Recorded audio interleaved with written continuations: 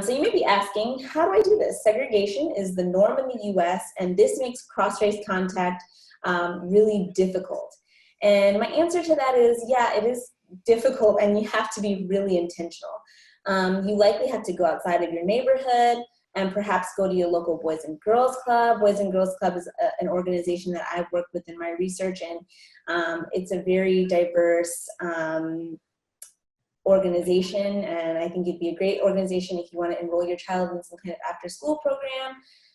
And one caveat to this I will say is be careful about asserting yourself in spaces that are meant solely for people of color or for those particular communities.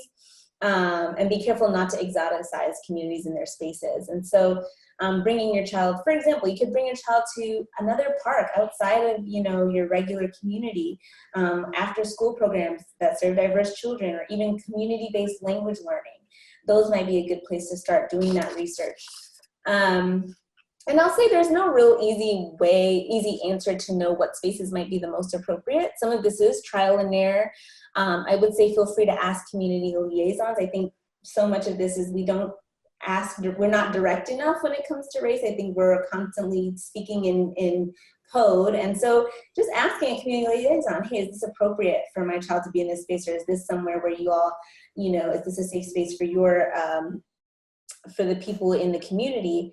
And don't let the fear of making a mistake paralyze you. So educate yourself, and when you make a mistake, apologize and commit to do better. And that's really all any of us can do. Additionally, being knowledgeable of and supporting school integration initiatives in your district is really important.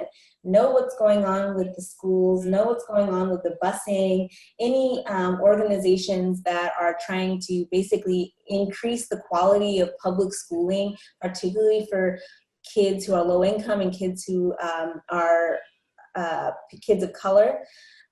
Become involved in your local politics. Know the issues around districting, gentrification, and advocate for affordable integrated schools.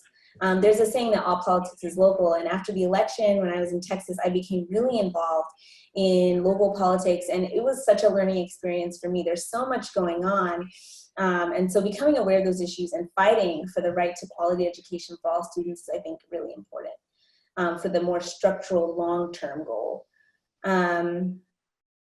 So while you're doing that and fighting the good fight, another way to kind of diversify your child's understanding of the world, sometimes, like I was telling Andrew and Melissa, I live in San Luis Obispo.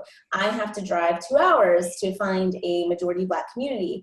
So sometimes it's just not feasible to regularly expose your child to different groups of people, whatever that group might be, given your location in the US.